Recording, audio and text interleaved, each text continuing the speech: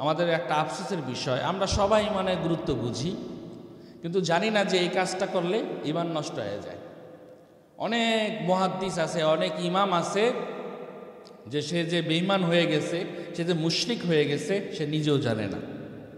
কারণ সে ইমান সম্পর্কে তার ধারণা নাই যে এই কাজগুলো করলে ইমান নষ্ট হয়ে যায়, এই কাজগুলো করলে সে মুশরিক হয়ে যায়, এই কাজগুলো করলে সে ইমান অবস্থায় ইমানদার হয়ে মৃত্যুবরণ করতে পারবে না, এটা সে বুঝে না। এই জন্য আজকে আমরা মনোযোগ দিয়ে শুনবো যে কি কি কাজ করলে ইমানটা নষ্ট হয়ে যায়, আর এটা শুনে ওই অনুযায়ী আমল করে তারপরে কবরে যাব ইনশাআল্লাহ। আল্লাহ আমাদেরকে তৌফিক দান করুক। ভাই, যতই যা করেন দুনিয়াতে সবারই কিছু না কিছু গুনাহ আছে, কিন্তু ইমান ছাড়া কোনো উপায় নাই, ইমান ছাড়া কোনো উপায় নাই। ইয়া আইয়ুহাল্লাযীনা আমানু আমিনু, পবিত্র কোরআনে আল্লাহ অনেকবার বলেছেন, হে ইমানদাররা তোমরা ঈমান আনো। এর মানে কি? যে হে ইমানদাররা তোমরা ঈমান আনো। ঈমান আনছেন, তারপরও আপনার মাঝে অনেক সময় দেখবেন আপনার ভুলে ভালে আপনার ঈমান নষ্ট হয়ে গেছে, কিন্তু আপনি নিজেও জানেন না, এখনো আপনি পরিপূর্ণ ঈমানদার হইতে পারেন নাই। এটার ব্যাখ্যা অনেক। তাই আসেন ওদিকে না যাই, সরাসরি চলে যাই। ঈমান নষ্ট হয় কি কি কারণে? ঈমান নষ্ট হয় প্রথমত তিনটা কারণে। কয়টা কারণে? প্রথমত তিনটা কারণ। এক নাম্বার হচ্ছে কর্মগত দিক দিয়া, অর্থাৎ এমন কিছু কাজ আছে যে কাজগুলো করলে আপনার ঈমান নষ্ট হয়ে যাবে। দুই নাম্বার হচ্ছে বিশ্বাসগত দিক দিয়া, এমন কিছু বিশ্বাস আছে, এমন কিছু আকীদা আছে যে আকীদাগুলো যদি আপনি পোষণ করেন আপনার ঈমান শেষ। তিন নাম্বার হচ্ছে উক্তিগত, এমন কিছু উক্তি আছে, এমন কিছু কথা আছে যে কথাগুলো যদি আপনি বলেন, আপনার মুখ দিয়ে যদি বের হয়ে যায়, আপনার ঈমান, কথা বলেন না কেন, ঈমান শেষ। তো কর্মগত দিক দিয়া যে কাজগুলো করলে ঈমান নষ্ট হয়ে যায়, এই কাজগুলোর ভিতরে হচ্ছে এক নাম্বার হচ্ছে শিরক। এক নাম্বার কি? শিরক। শিরিক, আল্লাহর সাথে কাউকে শিরিক করা। একটা গুনাহ আছে পৃথিবীতে, যে গুনার কথা আল্লাহ পাক রব্বুল আলামিন পবিত্র কোরআন ডাইরেক্ট বলেছেন, ইন্নাল্লাহ লা ইয়াগফিরু আন ইউশরাকা বিহি, আমি ক্ষমা করি না, আমি ক্ষমা করি না। একটা গুনাহ আছে আল্লাহ স্পষ্টভাবে বলে দিয়েছেন, আমি ক্ষমা করি না যদি কেউ আমার সাথে শিরিক করে। এই শিরিকের গুনাহ কখনো মাফ হবে না যদি তওবা না করেন। তো এক নাম্বার হচ্ছে কি? শিরিক। এই জন্য শিরিক করা যাবে, মাজারে দান করা যাবে, সেজদা করা যাবে, যে করবে তার বিরোধিতা করা লাগবে কি লাগবে না? যদি বিরোধিতা না করেন তাহলেও আপনার ঈমানে ভেজাল আছে, আপনি মনে করবেন এটা। বিরোধিতা করতে হবে, তাকে বলতে হবে। যদি আমি না বলতে পারি তো এটা আমার ঈমানের কমতি। আল্লাহ আমাদেরকে বলার তৌফিক দান করুক এবং বুঝারও তৌফিক দান করুক, সকলে বলেন আমিন। আজকে এই কারণগুলো সংক্ষিপ্ত আকার বলো, বিস্তারিত বলতে গেলে অনেক সময়ের প্রয়োজন। জুমার দিনে সব কথাগুলো বিস্তারিতভাবে বলা যায় না, তো সংক্ষিপ্ত আকারে বলবো। ভালোভাবে রেকর্ড করে নেবেন, ব্রেনটি ভালোভাবে রেকর্ড করে নেবেন। একটা জীবন মৃত্যু, এখন থেকে মৃত্যু পর্যন্ত যাতে কখনো না বলেন ইনশাআল্লাহ। আল্লাহ আমাদের তৌফিক দান করুক, সকল বলেন আমিন। দুই নাম্বার, ইসলামের কোনো বিধানকে অপছন্দ করা। ইসলামের কোনো বিধানকে অপছন্দ করা। আপনি মানেন আর না মানেন এটা আপনার ব্যাপার, কিন্তু আপনি অপছন্দ করতে পারবেন না। আপনি বলবেন যে শরীর ভিত্তিক জীবন এটা সুন্দর না, গণতান্ত্রিক জীবন সুন্দর, এরকম বলেন যে এটা আমি পছন্দ করি না, শরিয়া ভিত্তিক জীবন আমি পছন্দ করি না, আমি পছন্দ করি গণতান্ত্রিক জীবন। যদি এটা বলেন, অপছন্দের ভিতরে আপনার যদি থাকে, আপনি যদি শরিয়ত থেকে অন্য কোনো বিধানকে যদি আপনি বেশি পছন্দ করে থাকেন, তাহলে আপনার ঈমান চলে যাবে। এরকম রোগী আমার দেশে মনে হয় নাই। আমার দেশ চলে কি শরিয়া ভিত্তিক না গণতান্ত্রিক ভিত্তিক? কথা বলেন না কেন? সুতরাং এটা আমরা মানতে বাধ্য, এই জন্য মানি, কিন্তু এটা আমরা পছন্দ করি। আল্লাহ আমাদেরকে আমার দেশটাকে শরিয়া ভিত্তিক করার তৌফিক দান করুক। সকলে বলেন আমিন। আরো জোরে বলেন আমিন। যারা আমিন কয় তারা চায় না, আল্লাহ তাদেরকেও চাওয়ার তৌফিক দান করুক। তারপরে আসেন 3 নাম্বার, জাদু। জাদু করা, আমাদের দেশে জাদু আছে না নাই?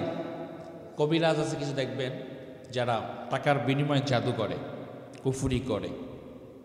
যে জাদু করে তারও ঈমান শেষ, আর যে করায় তারও ঈমান কি শেষ।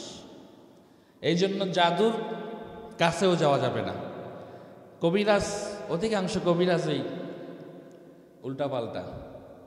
তো কিছু পাওয়া যায় যারা একদম কোরআন সুন্নাহর আলোকে করে, একদম কচিত, একদম কম কবিরাজ যারা একদম শরিয়া ভিত্তিক, কোরআন সুন্নাহ ভিত্তিক কবিরাজগিরি করে। আমি দেখেছি অনেক কবিরাজকে, মনে হয়েছে যে অনেক ভালো, কিন্তু ভালোভাবে খোঁজ নিয়ে দেখছি এর ভিতরে গোলমাল আছে, একটু না একটু ভণ্ড আছে। তো স্বামী স্ত্রীর মাঝে অমিল, এই অমিল যদি হয় আমার কাছে আসেন, চিকিৎসা করব, ভালো হয়ে যাবে। কিন্তু খোঁজ নিয়ে দেখলাম ওর স্ত্রী ওর অবাধ্য।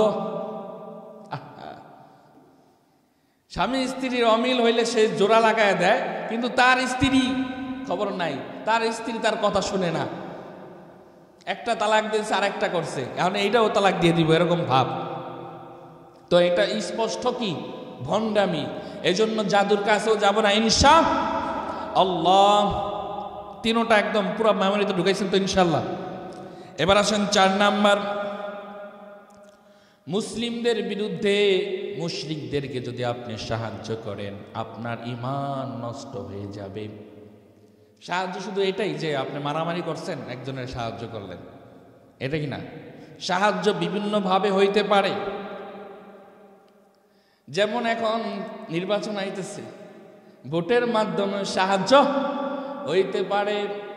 মনে করেন একজন ন্যায়বান ভালো মানুষ ইসলামের পক্ষে দাঁড়াইছে, আরেকজন দাঁড়াইছে ইসলামের বিরুদ্ধে, কিন্তু আপনি যাচাই বাছাই না কইরা যে ইসলামের বিরুদ্ধে কাজ করবে আপনি স্পষ্ট জানেন, বুঝেন, রাস্তার টাকা মাইরা খাবে এটাও বোঝেন, জনগণের টাকাগুলো উধাও করে দিবে, ব্যাংকে জমা করবে, পাচার করে দিবে, এটা আপনি ভালো বুঝেন। তারপরও তারে সাপোর্ট করলেন, ভোট দিলেন। ভোট মানে কি? সাপোর্ট করা। তো আপনার ঈমান নাই। যদি এরকম হয় এরকম হয় যে দুজনেই একদম আপনি ইসলাম যে বাঁচাইবেন এমন কোন প্রার্থী পান না, সবাই এক কোয়ালিটি, তখন উত্তম অনুত্তম খুঁজবেন, উত্তম অনুত্তম খুঁজবেন, কার থেকে কার সে ভালো হবে। আপনি জানেন হিংসার কারণে আর ভালো মানুষের ভোট দিলেন না, তো এটা ঠিক হবে না। যে ভালো, যার মাধ্যমে জনগণের সেবা হবে, সমাজের উপকার হবে, তাকে আমরা দিব ইনশাআল্লাহ। আল্লাহ আমাদেরকে তৌফিক দান করুক। এটা রাজনীতি না ভাই, এটা কোরআনের কথা। আল্লাহ আমাদেরকে তৌফিক দান করুক, সকলে বলেন আমিন। মুসলমানদেরকে সাহায্য করার তৌফিক দান করুক, আমিন বলেন। আমিন আমিন সুম্মা আমিন। আল্লাহ কবুল করো। তারপরে দেখবেন দিন শরিয়া থেকে কিছু মানুষ মুখ ফিরায় নেয়, কিছু মানুষ দিন শরিয়া থেকে মুখ ফিরায় নেয়। অর্থাৎ কি? একটা ব্যাখ্যা দিলে আশা করি বুঝবেন।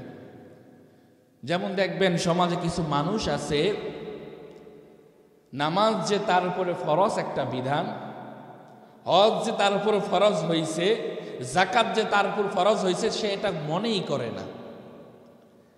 ইচ্ছাকৃতভাবে নামাজ ছাইরা দেয় না মানুষ আমার সমাজে, মনে হয় নাই। ইচ্ছাকৃতভাবে যদি কোনো ফরজ বিধানকে আপনি ছাইরা দেন, অলসতার কারণে যদি আপনি নামাজ ছাইরা দেন, আল্লাহর কসম সাথে সাথে আপনার ঈমানটা নষ্ট হয়ে যাবে। এখন একটু চিন্তা করেন এলেমের দরজা দিয়া, এলেমের চক্ষু দিয়া তাকায় দেখেন সমাজে কয়জন ঈমানদার আছে, আর কয়জন ঈমানের চাবি নিয়া চলাফেরা করে, কয়জন কবরে যাওয়ার আগে ঈমানদার হইয়া যাইতে পারে। আল্লাহ আমাদেরকে ইমানের সব যেই সমস্ত কাজের কারণে ইমান নষ্ট হয়ে যায় এই সমস্ত কাজগুলো ভালোভাবে বুঝার তৌফিক দান করুক। সকলে বলেন আমিন। ইচ্ছাকৃতভাবে যদি আপনি কোনো ফরজ বিধান, নামাজটা ফরজ না, অলসতার কারণে যদি ইচ্ছাকৃতভাবে আপনি যে কোনো ফরজ বিধান হোক, যাকাত হোক, হজ করার ক্ষমতা আছে, টাকা আছে, সময়ও আছে, তারপর আপনি করতেছেন না, তো আপনার শেষ। আল্লাহ আমাদেরকে বুঝার তৌফিক দান করুন। তারপরে আসেন শরীয়তের কোনো বিষয়কে নিয়ে ঠাট্টা বিদ্রূপ করা। যদি আপনি শরীয়তের কোনো বিষয় নিয়ে ঠাট্টা বিদ্রূপ করেন আপনার ঈমান শেষ হয়ে যাবে। হোক সেটা সুন্নত পর্যায়ের আমল, হোক সেটা নফল পর্যায়ের আমল, হোক সেটা ওয়াজিব ফরজ পর্যায়ের আমল, যদি ঠাট্টা করেন, বিদ্রূপ করেন ইসলামের কোনো বিধান নিয়ে, আপনার ঈমান সাথে সাথে নষ্ট হয়ে যাবে, সাথে সাথে নষ্ট হয়ে যাবে। দেখবেন আমাদের সমাজে যদি কোনো যুবক ভাই, কোনো কলেজে পড়ুয়া কোনো যুবক ভাই যদি হঠাৎ দাড়ি রাখে, তো দাড়িওয়ালারা নিয়ে ঠাট্টা বিদ্রূপ হয় কি হয় না? ও নিজেও জানে না এই আল্লাহর বান্দাকে নিয়ে যদি আমি ঠাট্টা বিদ্রূপ করি আমার ঈমান ধ্বংস হবে, আমার আমলও ধ্বংস হয়ে যাবে, এটা বোঝে না। এরকম ঠাট্টা বিদ্রূপ যারা করবে আমরা প্রতিবাদ করবো ইনশাআল্লাহ। ব্যাখ্যার দিকে না গেলাম। তারপরে আসেন কিছু কাজ এমন আছে, বিশ্বাসগত কিছু কাজ এমন আছে যেই কাজগুলো, যে বিশ্বাসগুলো যদি আপনার অন্তরে লালন করেন আপনার ঈমান নষ্ট হয়ে যাবে। এরকম কাজগুলোর ভিতরে এক নাম্বার হচ্ছে আল্লাহ ও বান্দার মধ্যে মধ্যস্থতাকারী বানানো। আল্লাহ এবং বান্দার মধ্যে মধ্যস্থতা বানানো, অর্থাৎ আমাদের সমাজে কিছু লোক দেখবেন যারা অনেক গুনাহ করেছে, গুনাহ করার পরে নিজেকে সে নিজে ভাবে যে আমি এই গুনাহ তো হয়তো আমি আল্লাহর কাছে মাফ চাইলে হয়তো মাফ হবে না, সুতরাং অমুক মাজারে যাই, ওই মাজারওয়ালা ওই পীর অনেক ভালো ছিল, আল্লাহওয়ালা ছিল, তার কবরের সামনে যাইয়া আমি যদি তাকে বলি যে ভাই, হে আল্লাহর ওলি, হে পীর বুজুর্গ, আপনি আমার জন্য আল্লাহর কাছে সুপারিশ করেন, আমি ভালো হয়ে যেতে চাই, আল্লাহ যাতে আমার মাফ করে দেয়। এরকম আকীদা যদি আপনি বিশ্বাস লালন করেন, এরকম আকীদা যদি আপনার অন্তরে থাকে, আপনি মনে করবেন আপনার ঈমান শেষ। আস্তে কোন কেন ঈমান শেষ। এরকম আকীদা লালন করা যাবে? আল্লাহ আমাদেরকে বুঝার তৌফিক দান করুক। আপনি অপরাধ করবেন, স্বয়ং কার কাছে ক্ষমা চাইবেন? আল্লাহর কাছে ক্ষমা চাইবেন। আল্লাহকে বলবেন, আল্লাহ বলেছেন লা তাকনাতু মির রাহমাতিল্লাহ, বান্দা যত গুনাহ করস আমি আল্লাহর কাছে দুটি হাত বাড়াইয়া তওবার নিয়তে খাস দিলে আমার আল্লাহর কাছে, আমার কাছে তুই মাপ চা, আমি সাথে সাথে আমার রহমতের চাদরে তোরে আবৃত করে নিব। সুবহানাল্লাহ পড়েন। আপনি যত গুনাহ করেন মিয়া, পাহাড় পরিমাণ যদি গুনাহ করে ফেলেন, শুধু পাহাড় না আসমান জমিন ভরপুর যদি আপনার আমল নামায় গুনাহ থাকে, আর যদি সাথে সাথে খাস দিল আল্লাহর কাছে তওবা করেন, আল্লাহর কসম, আল্লাহ রহমানুর রহিম, আল্লাহ সাথে সাথে আপনাকে মাফ করে দিবেন। আল্লাহ আপনাকে প্রতিশোধ নেবেন আপনার কাছ থেকে। আমরা তো একজনের কষ্ট দিলে প্রতিশোধ না নেওয়ার আগ পর্যন্ত মাফ করতে পারি না, কিন্তু আল্লাহ রহমানুর রহিম, আল্লাহ দয়াময়, যত গুনাহ করেন না কেন আল্লাহর কাছে চাইলেই ভাই আল্লাহ দিতে থাকবেন। ওই আল্লাহ আমরা চিনলাম না। আল্লাহ আমাদেরকে চিনার তৌফিক দান করুক। সকলে বলেন আমিন। তারপরে আসেন 2 নাম্বার, যে আকীদা আপনি যদি লালন করেন আপনার ঈমান নষ্ট হয়ে যাবে, সেটা হচ্ছে আমাদের দেশে দেখবেন কিছু কাফের মুশরিক আছে এবং এমন কিছু মানুষ আছে যারা ইসলাম নিয়ে কটূক্তি করে। ইসলাম দেশে রাষ্ট্রীয় ধর্ম যে ইসলাম থাকবে এটা চায় না। রাষ্ট্রীয় ধর্ম ইসলাম থাকলে তার চুলকানি হয়, অথচ তার নাম মুসলমানের নাম মুরাদ। মুরাদ মুসলমানদের নাম না? দেখতেও মুসলমানের মতো। এরকম দেখবেন কটূক্তিকারী কিছু মানুষ আছে, ইসলামের কটূক্তি করে, ইসলামের ক্ষতি করতে চায়। কাফের মুশরিক আছে, তো এদেরকে যদি আপনি, এরা তো নিঃসন্দেহে কাফের, এরা নিঃসন্দেহে কি কাফের, এবং কি এদেরকে যদি আপনি কাফের নাও মনে করেন, কাফের যদি নাও মনে করেন, আপনার ঈমান শেষ হয়ে যাবে। 95% মুসলমানের রাষ্ট্র থেকে রাষ্ট্রীয় ধর্ম ইসলাম এটাকে মুছে দিতে চায়। আল্লাহ তারে মুছে দিয়েছেন, কথা ঠিক কিনা? ইসলাম আছে, থাকবে, বেটা তুই থাকবি না, তোর বাবাও ছিল না, তোর দাদাও থাকতে পারে নাই, তুইও থাকতে পারবি না। আল্লাহ আমাদেরকে বুঝার তৌফিক দান করুক, সকলে বলেন আমিন। ইসলাম যারা ইসলাম নিয়ে কটূক্তি করে, হোক সে আমার দলের লোক, হোক সে বিরোধী, হোক সে আমার বাপ, হোক সে আমার আত্মীয় স্বজন, যদি ইসলাম নিয়ে কটূক্তি করে কোনো ছাড় দেওয়া যাবে? এটা হচ্ছে মুসলমানিত্ব। তারপরে আসেন বিশ্বাসগত দিক দিয়া আরেকটা জিনিস আছে। বিশ্বাসগত এমন কিছু বিশ্বাস, যে বিশ্বাসের 3 নাম্বার যে বিশ্বাসটা আপনার ভিতরে যদি লালন করেন তা আপনার ঈমান শেষ হয়ে যাবে। সেটা হচ্ছে ইসলামের কোনো বিধানকে অন্য বিধানের থেকে অনুত্তম মনে করা। বুঝতে পারছেন? অর্থাৎ মনে করেন ইসলামে চোর ধরা খাইলে চোরের কি করতে হয়? হাত কাটতে হয় না?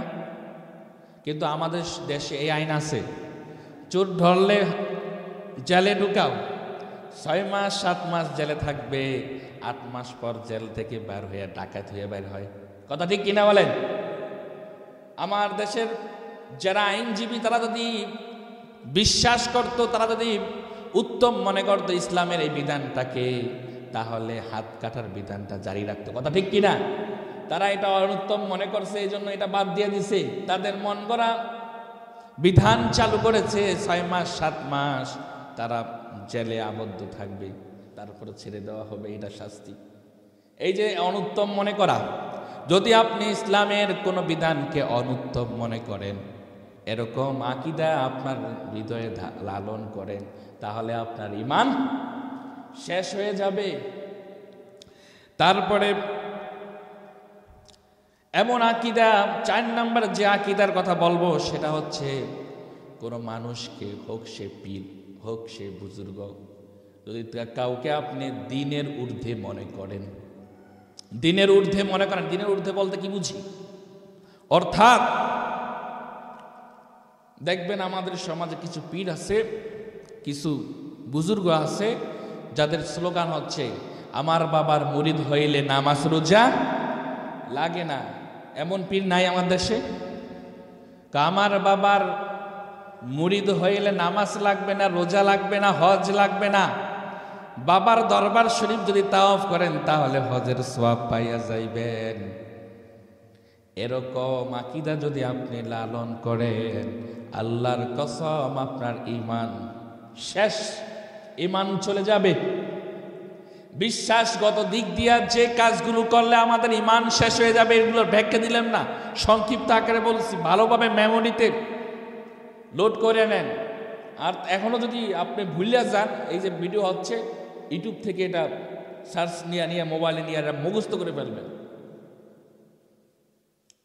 এই কাজগুলো যদি আপনি বিশ্বাস করেন, এই আকীদা যদি আপনার অন্তর লালন করেন, আপনার ঈমান শেষ হয়ে যাবে।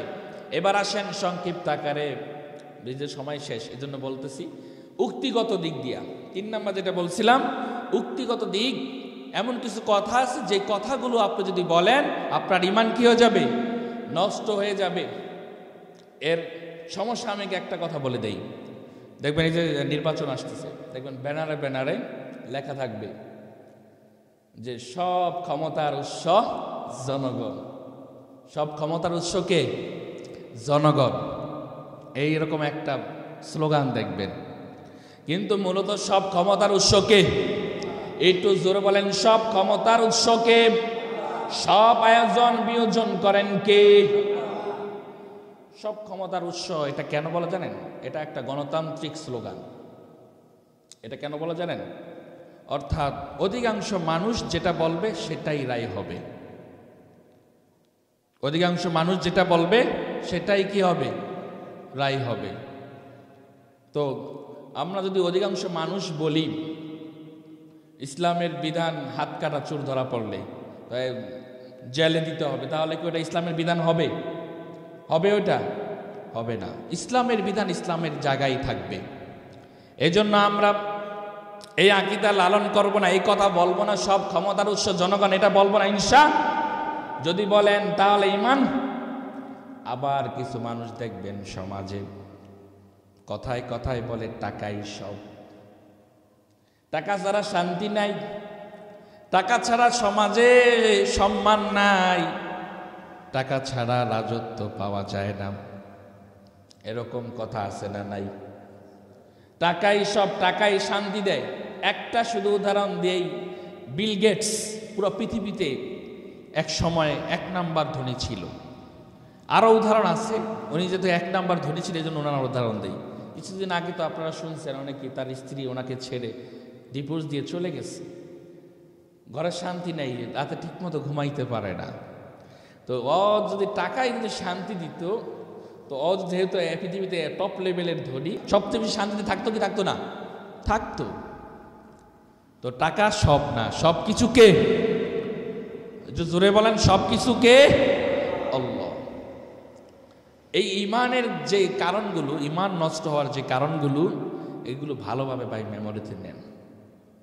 আমি দরকারি ওয়াজ ছাড়া কোনো ওয়াজ করি না। কিচ্ছা কাহিনী দিয়ে অনেক জুমা চালান যায়, শুরু দিয়ে মানুষের কান্দানো যায়, কিন্তু এদিক দিয়ে যে আমার ইমান যে 12টা বাইজে গেছে এটা তো আমরা খবর রাখি না। তো দরকারি জিনিস এটা ভালোভাবে আয়ত্ত করে নেন।